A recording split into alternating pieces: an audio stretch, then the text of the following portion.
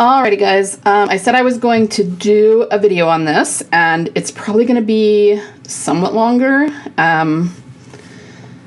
This is something that hit me on Sunday, and then I was all kinds of distracted and thinking about it. And I have some notes here, but I feel like my notes are pretty sparse, and it's going to be actually very extensive, so I will do the best I can, and chances are I'm going to forget something, and then I'll have to come back to that something. Okay, so I've been thinking a little bit about Diverged, and like ever since the season began, my mind keeps going back to it, but I haven't spent a lot of time on it either. It's kind of been like, oh, I should go watch that and see if I can pull anything else out of it, but I haven't actually done it, right? There's been a lot going on, especially the first week when the premiere of season 2 was on. There's a lot going on that weekend. So I started thinking about it, and okay, so let me tell you how it started. It started when I was thinking about how in this episode, episode 2, Carol and Ash get to Greenland, and they have a leak in their fuel line. And I went, okay. And then I started thinking about Diverged, and remember that Daryl's bike breaks, and it seemed to me that it was some sort of line like that was broken, but I couldn't remember what it was. And I even asked my fellow theorists if they could remember what was broken on his bike in that episode. I was just wondering if maybe there was some sort of parallel between the broken fuel line of the plane and the broken fuel line of the bike. As it turns out, they don't really tell us what it is, and that makes sense because Daryl's just out there by himself. He has no reason to like turn to the audience and tell them what's wrong with the bike. But it is either a fuel line or an oil line or something like that. So I think there is a little bit of a parallel there. I haven't entirely figured out what it is yet, although I have an idea. But then that just, I mean, it wasn't as much of a parallel in the way I was thinking it would be. So let's just say that. So if anything, at first I was like, oh yeah, I don't think that lines up. I don't think that's a thing. But then I started thinking more and more and more about Diverged, and then all of a sudden things just started clicking into place for me. So I think we can use, and this is why I'm saying this is going to be extensive, because it's not just Diverged. It's everything from, remember in season 10 they did the bonus episodes, so instead of just 16 they also had 17 through 22, and that was because it was during COVID, and they were kind of quote-unquote special episodes, and not a lot happened in them because it was during COVID, and they were very restricted in how they could film and everything. But we can use all of those episodes, so episode 17 through 22, and then also through Acheron, part 1 and 2, which is the beginning of season 11. And you guys, I'm not kidding, it is a blow-by-blow symbolic layout of how Beth is going to return. We just didn't realize it before. So that's what we're going to get into today. Let's see. The next thing I was thinking about... Okay, so I got to say this too. There has been a confirmation a little bit of Carol's state of mind. And it's not something that maybe we've all paid attention to that much just because we don't talk that much about Carol, right? But give me a minute because this is important for the other thing I realized and why things started clicking for me. So Carol obviously left Alexandria to go look for Daryl, right? And my fellow theorists were thinking that maybe something happened to Ezekiel. Maybe he died, or there just wasn't anything to keep her there anymore. And I didn't really think that was the case, only because I do think that I think that Carol will eventually go back to Ezekiel. And that was just my opinion of it. Like, I didn't know. I was like, I could be wrong. Maybe he really did die. But my other thing is that he's a big enough character. He's been on the show since season 7 now, that I think if they were going to kill him off from the TWD universe, they would give him a big send-off. I don't think it would be like something that happened off camera that Carol tells Daryl about. You know what I mean? I think it would just be bigger than that. So overall, I was going, I don't really see that being the case. But I could be wrong. Now, in the show, I think we've gotten a little bit, at least symbolically, in my mind, confirmation that he's fine. But here's the biggest thing. Back in season 1, when Daryl talked to her on the radio, very briefly, she said it was too quiet, right? He was going... How's everything going? Are you okay? And she was a little bit hesitant, and he was going, well, what's the matter? Like he was a little bit worried. And she goes, nothing. It's just really quiet. And that was very, very telling, actually, even though it didn't seem very significant in the moment. Then I believe it was one of the episode insiders. It was probably the episode insider for episode 1. Melissa McBride is talking, and she kind of confirms that. She said that, and I'm sorry, I don't have it right in front of me. I would have to go back and listen for the exact wording, so I'm paraphrasing, but something about how when things get too quiet, Carol has to go take off. And we actually do see that all through the series. In terms of emotions, the problem here is that she does not want to face her demons. And it is very easy to ignore your demons when there's things going on externally, when there's wars going on, when other people need you, when people are sick, when people are hurt, when there's not enough food and you got to go find some. I mean, there's all these things that are external. And, you know, usually, just logically, they will take precedence over, like, doing emotional work on yourself, right? Because everybody's got to eat and everybody's got to survive. But when things get really quiet and there's nothing you have to do externally, those demons that you have been shoving back into a closet in your mind for so long will start to scream at you. And this is what always happens with Carol. This is why she takes off, because she does not want to face her demons, and she has demons that since the beginning of the series she has never faced. So I think that's the main reason she left. I think Ezekiel is fine. I don't think anything happened to him. In fact, if there was anything going on, like he was dying or there was any kind of conflict with another community or anything, she would have stayed, because that would have given her something to do. It was so quiet that that was all that she needed as an excuse to take off and go look for Daryl. Now, why is this important? Because when I started thinking about Diverged the other day, it all of a sudden occurred to me that when Carol, remember that Carol and Daryl split up, he decides to stay on the outside, that's when his bike breaks, yada yada. But Carol goes back to Alexandria, and she is immediately begging Jerry to find her something to do. And that really was a light bulb moment for me. I was like, oh, we may have some things that are lining up here. So the beginning of Divergent, when she is bored and looking for something to do, lines up with, it was kind of an off-screen time, but when she was at Alexandria and decided to leave and go look for Daryl because she needs something to do.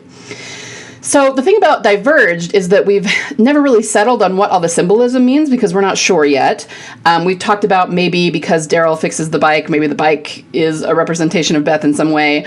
The other thing was that I wondered about the rat that Carol chases around, and I kind of keep coming back to maybe the rat represents Beth in some way, and the only reason I think that is because of the very end, when the rat finally gets out on its own, and her and Jerry are shocked, and it has this, like, almost angelic or inspirational music, and I was going, is that supposed to be her figuring out Beth is alive, or something like that? And we do have a rat that's trapped and then escapes, so it kind of feels like Grady vibes, and so I keep going back to that, but at the same time, I don't know exactly what that means. I mean, what does that mean? I was going, well, will Carol run into Beth before Daryl does? I mean, that kind of is what happened at Grady, right? In the sense that Carol went into Grady, and so she was in the same space as Beth before Daryl got there. So, yeah, maybe that's a thing, but we just don't know because it hasn't played out yet.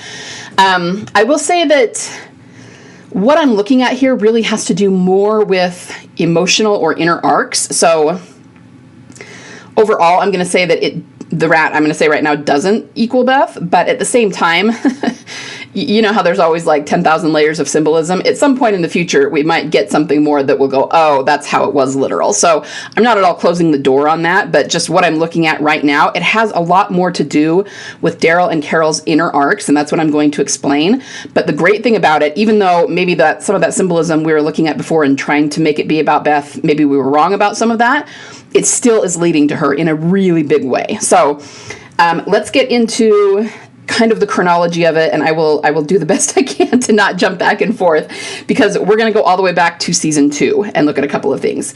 I did take the time to rewatch Find Me and Diverged. I have not watched the other episodes again, but I guarantee if I did, I would find a whole bunch more stuff. I just haven't had the time.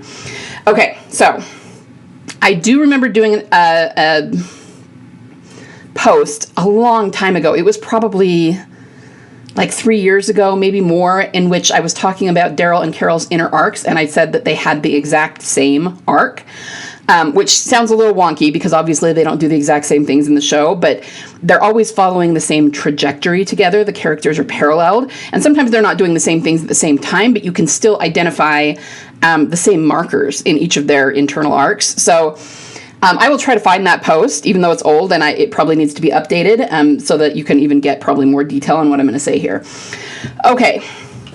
Sorry, this is all like preamble before I even get into it, but let me also say that I want to credit Frangipani Love. I read a few of her posts, and one of them in particular really contributed to this, where she talked about how this season is about Daryl becoming a father and owning that identity, and how he kind of needed to do that before Beth could show up. I will put that in the show notes as well. It's an excellent post, and I'm going to acknowledge that and also kind of build on it, because it really helped kind of me figure out the nuances of what I'm going to say here. But I also kind of had to know what the shape of the season was going to look like. And, normally I probably wouldn't do a post like this until the end of season 2, but because all the episodes have leaked, we have a pretty good idea what it's going to look like. So I might need to fine-tune some things at the end of the season if any symbolism shows up that makes me change my mind about anything. But overall, I think this is the way, I think I've got a pretty good handle on it. Okay, so let's dive in. So let me start by stating the obvious. Obviously, season 2 was Carol's first big trauma, which was losing Sophia. And actually, I would argue that that was a big trauma for both of them. It was one that they actually shared and bonded over. Again, this is obvious. You guys know this. But there is one line that came to mind, especially after reading Frangipanilov's post, which was Daryl actually rejects fatherhood in a big way in season 2. It's after Sophia, when he's hanging out by himself at the back of the farm, and Carol goes to talk to him and check on him, and he like screams in her face. There's one point where he screams and he says, "Sophia wasn't mine." And that's interesting. I had to sit and think about that in the context of what we already know. Obviously, Sophia wasn't his biologically, but by looking for her, he was almost taking responsibility for her. He was being very protective of her. And, even when Rick told him to calm down and that he didn't have to go out looking all day and all that, he still did. He just felt this very, very protective responsibility for her. And then he was obviously unable to save her. And then he rejected what he'd felt about her as a father figure, and said she wasn't his. And it's kind of his way of saying, I'm not her dad. I should not have been that way. It was not my business. You know what I mean? Which isn't true, but he was in a lot of pain and he was lashing out. So I think that very much informs what's going on this season, because obviously the opposite thing is happening here, in that he's becoming very much a father figure to Laurent. And obviously we've seen that with other kids too. There was, obviously Judith and RJ and Lydia, and even to an extent Henry, but I think he's always been a little wary of it, a little on the fringes of it, but with Laurent, he's really, really embracing it, and that's important. Okay, so obviously season 2 was Carol's big trauma, and that was kind of the beginning of her destructive internal arc. Daryl did kind of share that with her, but another big milestone in his big traumas and destructive internal arcs is the death of Merle, because that was his brother. He couldn't save his brother. He was pretty messed up about that. So then we have this season 4 comes into focus, right? And some time has passed and everyone's doing pretty well. Everyone's pretty happy. Everyone's pretty well adjusted at the prison. Now, does this mean that they had healed from both of their traumas? No. And there are some admittedly very subtle clues about that. Rick asks Carol about Sophia and why she never says her name, and it clearly makes Carol uncomfortable. She does say her name just to make Rick happy, but obviously if she cannot even say Sophia's name in everyday conversation, then she hasn't healed from it. And it's not a judgment thing, something like that. It's not easy to heal from, but she's bottling it up and pushing it down and not dealing with it. And actually the fact that she killed David and Karen and was secretive about it also speaks to this, right? She's just not in a very healthy place, even though outwardly she looks like she is. Okay, same thing with Daryl. I think the biggest clue that he had not healed from Merle is when Beth asks him about it. She says, "You miss him, don't you?" And instantly his head goes down and he won't look at her. So clearly, yeah, there's still some pain there. There's some things that he hasn't healed from. Okay, so that was season 4. Then, of course, we have another major, major trauma for both of them in 4B. Daryl loses Beth. She doesn't die then, so it's still a trauma that she gets taken from him. Obviously not nearly as big as season 5 when she dies, or when he believes she dies. But the big one for Carol, of course, was Lizzie and Mika. And once again, their reluctance to talk about it is a big clue that they have not worked through it yet. Okay, so they went really out of their way in season 5A and Consumed, to show us that Carol wouldn't talk to Daryl about Lizzie and Mika. She mentioned them once, and she kind of seemed like she wanted to talk to them, but Daryl wasn't pushing it, and they never actually had a conversation about it. Okay, then of course, Coda happens. Daryl loses Beth, and we all know he has not mentioned her since then. He does not talk about her, right? And that's a major trauma. Then, of course, we have Glenn and Abraham in season 6, end of 6, beginning of 7. Mostly the trauma there is for Daryl, especially where Glenn is concerned. I'm sure it was a trauma for Carol too, because she loved Glenn too, but she wasn't there. She didn't witness it like everyone else did. But in season 6, I guess it would have been a little bit before, so I kind of told that in the wrong order. The end of season 6, Sam dies, Jesse's Sam.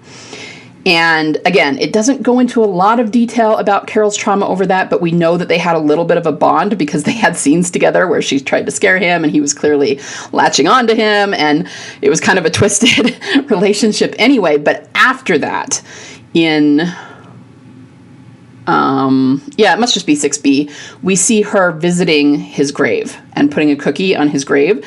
So it's clear that there's some trauma there, right? She's got feelings about this. She's feeling guilty about this.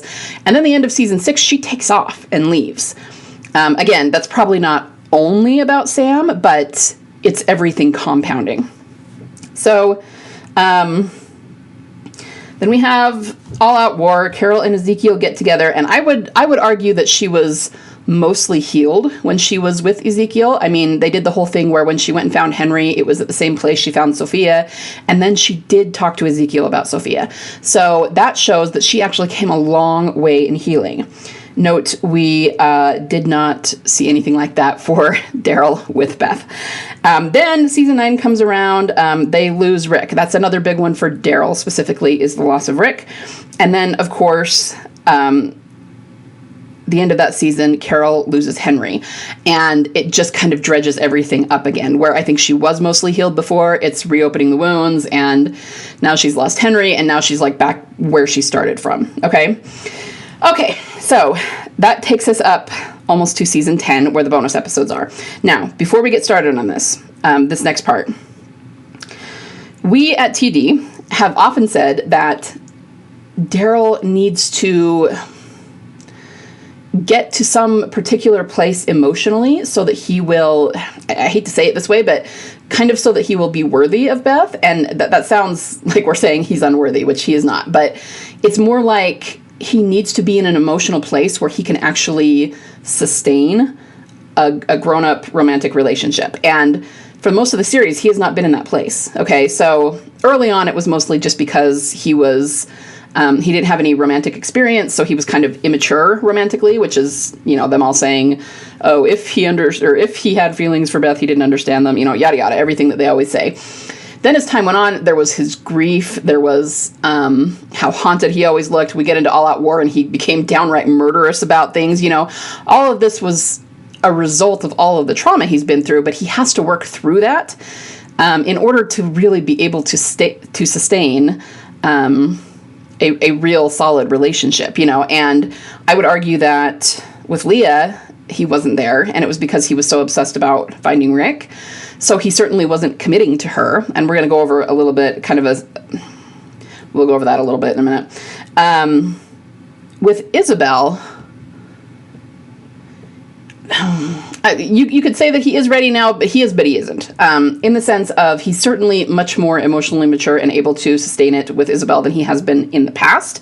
But, and again, I think this was coming from those posts I read too, is just talking about how he's almost seeing himself and Isabel and Laurent as a family unit, which is great, but he's not choosing her just because he's in love with her. He's choosing her, as we've talked about, because he's lonely, because he wants companionship, because he would kind of take anybody right now who was decent, which sounds less than flattering, but it's just kind of where we're at. So he's really, really close, but he maybe is not there quite yet, but he's really, really close.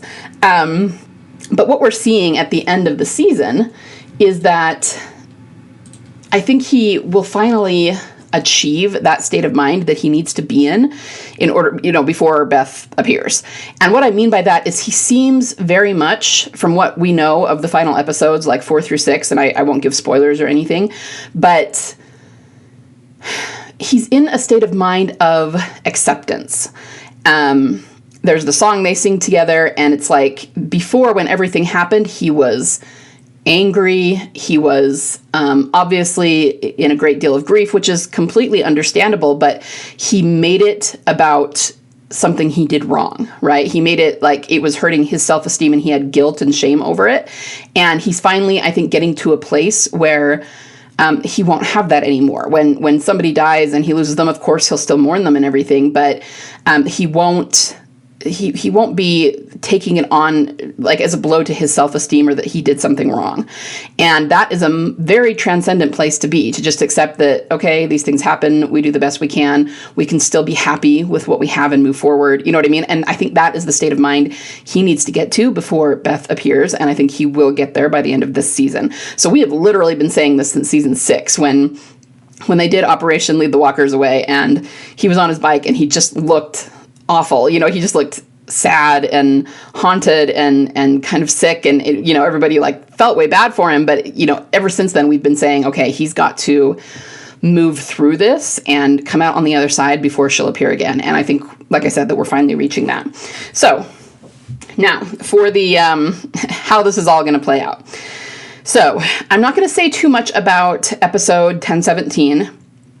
That was the episode where Maggie came back and they went to look for Herschel, and Maggie said Beth's name. Now, of course, we made all the big deals in the world about the fact that Beth's name was mentioned, but even saying that, we didn't entirely understand the significance of it, but I think I do now. Obviously, it's called Home Sweet Home, and that is a direct callback to Still. And incidentally, we did hear that phrase again just in this last episode, 202 of the Daryl Dixon spinoff, said by either Hannah or the other lady whose name I'm blanking on right now. Anyway, so what do I think that means? I think that the fact that they said Beth's name there, it was because it was the beginning of the sequence that was going to show us the pathway to her return. So this is the beginning of the pathway in which Daryl's home, meaning Beth, Home Sweet Home, will be returning to him. And in that episode, they said her name, almost like as a symbol to kick it off. So then we get Find Me. Now, I'm not going to go into all the symbolism of Find Me with Leah. We have beaten that to death, and I don't have anything really new about that portion of it to say, except that, and I shouldn't say except that, this is not new.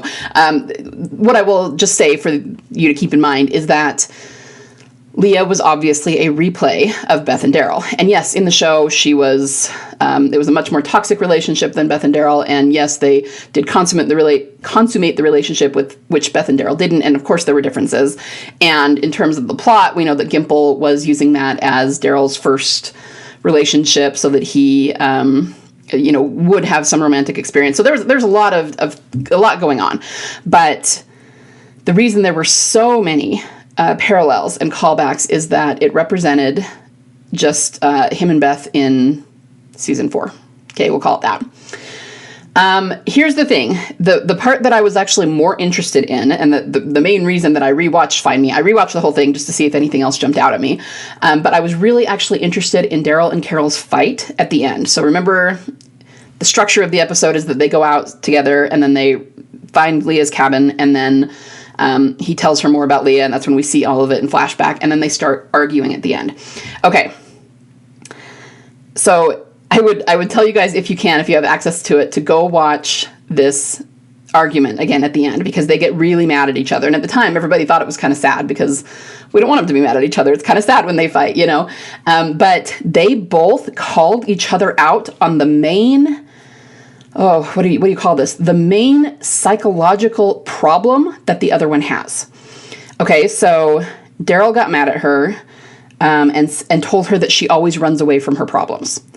And remember I said at the beginning, this is what Carol does. When it gets too quiet and the only thing she can do is face her demons, she runs away from them. She finds something else to do to keep her busy so she doesn't have to do that. And Daryl calls her out on this in a big way. I mean, he yells at her and he just says, this is what you do. You always run. And he goes, if you want to run, but leave me out of it, kind of a thing. And he even mentions the boat. Remember, she got off the boat and he wanted her to stay and not get back on the boat. And she says, well, maybe you should have just let me get back on the boat. And he said, yeah, I should have. I should have just let you run because clearly that's all you want to do. I mean, he was pretty harsh with her about that. But I think she needed to hear it. Nobody ever says that to her. And that is exactly what she does. On the flip side, she got after him about feeling guilty about not being there for Leah. And she said, you always have to be the hero, don't you? And got after him for that. And that is actually true. He is always looking for someone. He was always trying to save someone. And obviously those aren't bad things by any means. But the problem is that when he can't find them or he can't save them, he starts to make it mean something about him. He starts to feel shame and guilt, and it hits his self-esteem, and that's where it becomes toxic. So obviously it's not a bad thing to help people and save people, but she's saying that he always does that and then he beats himself up for it afterward. I mean, he didn't even know for sure if anything actually quote unquote happened to Leah or if she just decided to leave. And when Carol suggested maybe she just left, he took way big offense at that, so it was a harsh fight, but it was very raw because it was very real. Like they know each other pretty well, and they were calling each other out hardcore on their emotional limitations, right? So I thought that was really interesting, and I specifically wanted to see that part because I thought it would confirm a lot of things for me, and it did. So what happens after that? Pretty much the end of the episode. And then the next episode is Diverged, which is what started this whole thing. So at the beginning of Diverged, they're walking along together. They obviously just stayed in the cabin overnight, headed back the next day. And they're not fighting anymore, but you can tell they're not over it. There's a lot of tension between them. And in fact, when he tries to help her open her water bottle, she yanks it away and doesn't want him to touch it. I mean, saying it that way, it sounds a little bit childish, but again, they're still pissed at each other, basically. And then he gives her his knife so that she can open the bottle. Or the canteen, I guess I should call it. And then they come to the fork in the road. Carol heads back to Alexandria, and Daryl heads back toward his bike, and he's going to stay out, right? So what we have looked at before in Diverge, we've always been very literal about that symbolism because and rightly so, because it's a very obvious visual representation of something. So I said a long time ago that, especially as we got this during the pandemic, and we had never seen that symbolism before that. We had never seen this really obvious symbolism of Daryl and Carol taking separate paths. So it was one of those things I didn't figure it out right away when I was watching Diverged, but a year or two later, however long it was, when they announced that Melissa would not be in the first season of the Daryl spinoff, that's when it clicked for me. And I said, okay, so sometime between the end of season 11 and when they did, started doing the spinoff, not the spinoff, they started doing those bonus episodes in season 10. That is when Melissa McBride went to the writers and said, I'm not going to be able to do season 1. So they had to add in a little storyline, and they knew that Daryl would go and she would stay, and therefore they would be separated for a time. And that's why they gave us the symbolism. It was like they said, okay, now that we're doing this, we have to insert some symbolism here to show where we're going, kind of a thing. So the two of them taking those divergent paths was symbolic of Daryl leaving and going to France and Carol staying. So they're on different paths for a while. So like I said, we had that part, we had that part figured out a while ago. But then we get all this other symbolism of the bike and the rat and everything else, and that becomes a little bit harder. But what I've come to realize now is it's actually more representative of their internal arcs than their external arcs. And again, maybe at some point we'll get more symbolism that will make us realize it is also about their external arcs. It definitely could be both. But what I'm looking at here is the internal, and let me explain why. Like I said before, Carol getting back to Alexandria and not being able to find anything to do and wanting, begging Jerry to help her find something to do is representative of how she was feeling after Daryl left. It was too quiet. She didn't have enough to do. She doesn't want to sit alone with her own thoughts and her own demons, right? It's too much for her and she can't face them.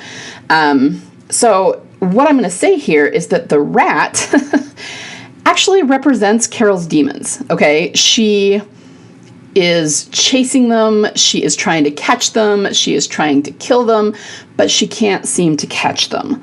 They're might be trapped in her somewhere. They are wreaking havoc. The rat knocks over the pan of stew and the power keeps going out and all this different stuff, but she's trying really hard. And when I say her demons, I'm talking about the children that have died. We are talking about Sophia. We're talking about the others as well, Sam and Henry and all of it, right? And she can't seem to catch her demons. Daryl... Okay, I'm going to try to put this into words. It's one of those things that makes sense in my head, and it's a little bit hard to articulate. Like I said, the bike could represent Beth externally, but what I'm thinking about here is that the bike, it is a vehicle, so it allows you to move forward, right? It's something that transports you. I think that the bike actually represents Daryl's ability to sustain a romantic relationship or, a more inclusive family relationship, as in with children. And he's had a hard time doing that or even wrapping his head around it since season 2 with Sophia. So he's bopping along on his bike, and then he realizes that there is a break in the fuel line, and the bike cannot move forward until he fixes that break. He has to fix himself internally in order to move forward. You see what I mean? So it's representative of his internal arc. And the reason that this is so important right now is because we are seeing this play out in season 2 right now. They are grappling with their demons right now in season 2. Obviously, Daryl is doing his best to move forward in a relationship with Isabel and Laurent. But Carol, we've seen her flash back to Sophia. We are going to see more Sophia stuff, at least in the final episode. I don't know before then, possibly. But they are dealing with their demons right now. And I also, because I know how things are going to play out in the final episode, it's very, very powerful. And it has a lot to do with all of this. And with them choosing not to be ruled by their demons anymore. So that's kind of the internal that we're seeing in the season. And that matches up with Diverged. Now, let's put it this way, and I probably should have said this earlier. When we were thinking about, could the rat represent Beth in some way? The problem with that, at least in terms of being very, strict in the chronology. I hate to say literal because we're talking about symbolism, so it's hard to say literal symbolism. Anyway, is that if, let's just say hypothetically that the rat represented Beth and we were saying, okay, then Carol's going to run into Beth before Daryl does or something like that. The problem is that at the end of Diverged, they come back together. Daryl gets back and they come back together. And that would mean that we would have to see Beth before Daryl and Carol reunite in season 2 here, and that's clearly not going to happen. So that's another reason that it probably doesn't represent Beth. The only way that I would say that it might is if maybe there is some literal representation, but if that's the case, it's going to be staggered and not line up chronologically. And I'm not saying that couldn't happen. It could. But overall, for right now, I think this has a lot more to do with their internal arc. Also, remember that Carol in Diverged, she picked up a scarf of some kind in the road, and it was stained and dirty and ripped, and she was going to try to fix it. But by the end of the episode, she actually threw it away and said sorry. And I think that too represents that she has to learn, kind of like Daryl, that she doesn't have to fix everything and everyone. To some extent, she needs to give herself some grace and know that some things are going to be broken by the world, and that's okay. You can move forward without having to fix them. You know what I mean? And it's kind of the same thing as Daryl. You can't save everybody. There's no way you're ever going to. So why beat yourself up about not being able to do it? You know what I mean? But yeah, it's when you think of it that way, if you go back and watch Diverged, it's actually really, really interesting. We have, Carol gets to the point in the middle of the night where she is literally clawing down the walls trying to find this rat, and she's so frustrated that she can't find it. I also think that the ending of her arc in Diverged is interesting. So at the very end, she's cleaned everything up, and Jerry comes to see her, and I always love the scene because I love Jerry. He's one of my favorite characters. He's I just love him to death. And in this scene, they just kind of have this sweet moment together. And I think it's funny that she kind of gets mad at him for caring about her. She says that him and Ezekiel care pathologically, which is such a Carol thing to say. And I always thought that was funny.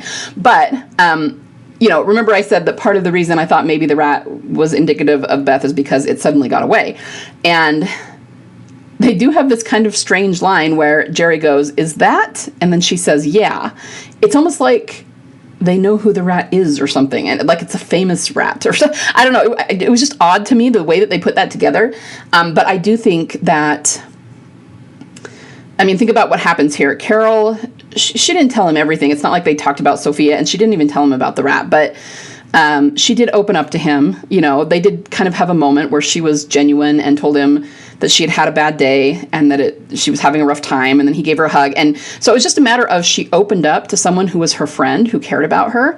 And when she did that, the rat, which represents her demons, kind of floated away on its own. It was like she released it emotionally, and then the rat got out. And now she doesn't have to worry about that rat anymore. So I think that's what they're trying to say. And how does that translate into where we're at now? She needs to talk to somebody about Sophia. She needs to start saying Sophia's name. I would assume it would be Daryl, but maybe not. It doesn't really matter who it is. She just needs to talk about it and work through it. So we're always saying Daryl needs to talk to somebody about Beth, and that's true. But Carol needs to talk to somebody about Sophia. So it would be really nice if we could see both of them talk to each other about these things and hash them out, so that they could finally release all of this guilt, right, that they have. Now, let's talk about Daryl real fast again in Diverged. I'm not going to say I've nailed down everything, but he goes looking for tools to fix his bike because she has his knife, and his big knife, I think it's hysterical that he pulls out this Rambo knife, but it's too big for what he needs because he needs something small that can get into the crevices of the bike's engine.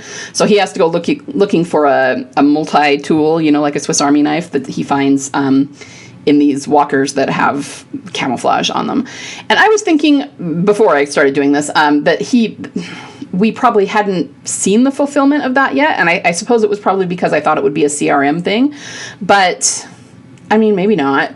It really could be fulfilled in Codron and Jeanette's people and everything like that. But the point is, if the bike represents his ability to be able to move forward toward happiness, especially romantic happiness, then it's about him going to find the tools that he needs to do that. And those tools, this is going to sound a little bit like I'm objectifying, which I promise I'm not meaning to be, but Isabel and Laurent and everything that's happening in France are giving him those tools. Okay, they're giving him the tools to be able to figure himself out, to be able to figure his demons out, to be able to learn to sustain those relationships. And again, without giving spoilers, I'm really trying hard not to.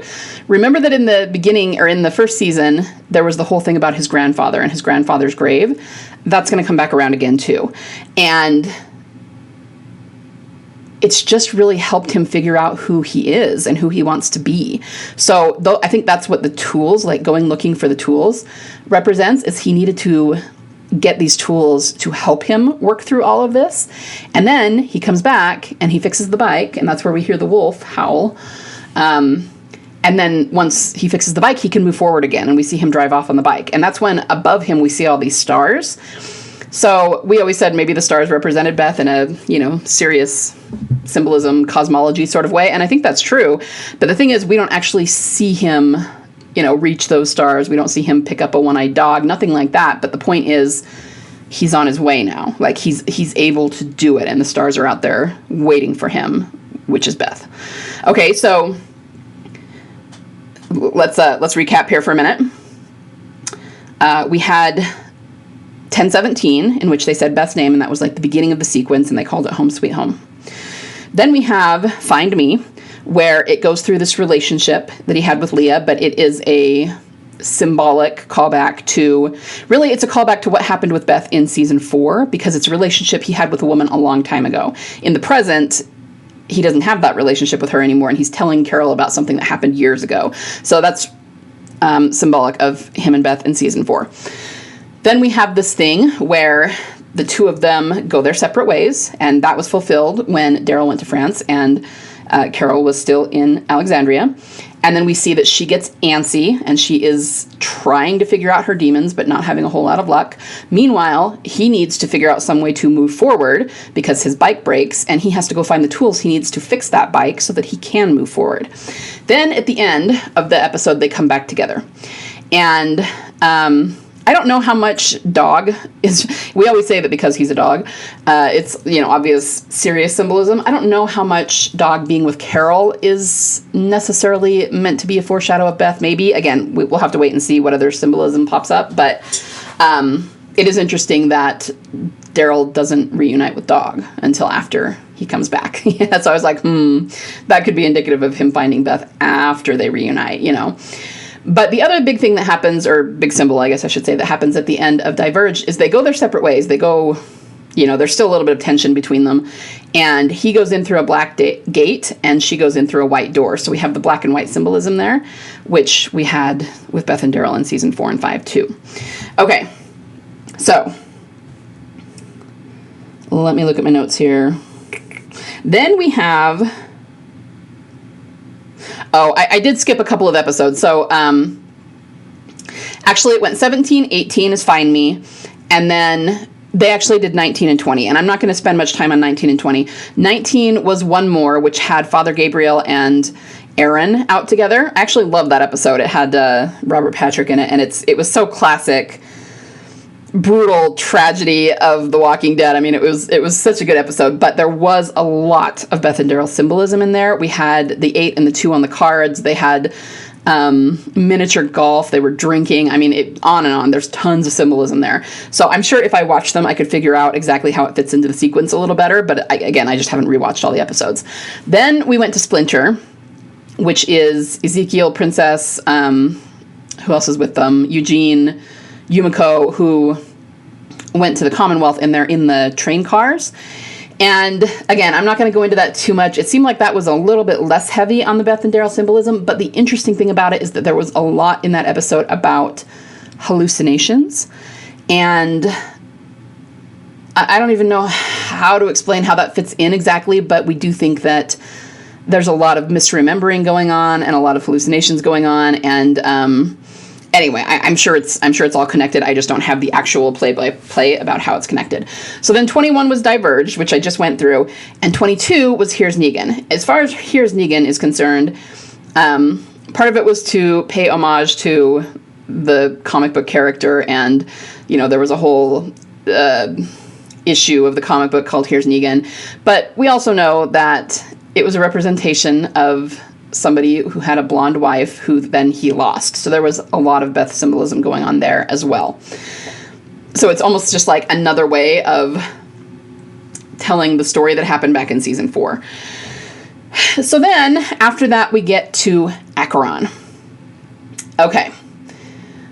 Again, I'm not going to go through this in great detail, but remember that Acheron, first of all, they're in the subway for a lot of it. And the only reason that's important is because train tracks, I believe, represent Beth's path. We saw train tracks.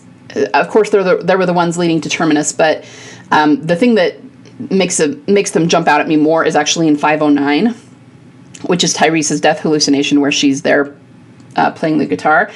And it kept showing this shot of like the point of view of somebody moving forward along the train tracks, and the train tracks just like disappear into the forest. And it really seemed to be showing that in conjunction with Beth. So I think it just represents her path and the fact that she was going to be on a different path than everybody else for a while. And then in Acheron, they go into the subway, so they're on train tracks for most of that. So that's really significant. There's plenty of other symbolism there we could name, and I'm not going to go through it all. Daryl lost a dog and had to go find him. There was the pink bunny that Maggie was holding. They dropped it and left it behind. People were stepping on it. There's all kinds of things in there, right? But I guess my biggest point here is that Acheron, I believe it was part 2, leads to him finding Leah again. Which, okay, to be clear, I'm talking about Acheron, but he doesn't actually see her till rendition. But the point is, it doesn't really matter which episode. It's just the whole first part of season 11 leads to him seeing Leah again eventually, right? You see what I'm seeing there? So if Find Me was a representation of Beth and Daryl in season 4, but of course in this case it's, Leah would represent Beth, right? The person he had a relationship with. Then finding Leah again would be representative of finding Beth again.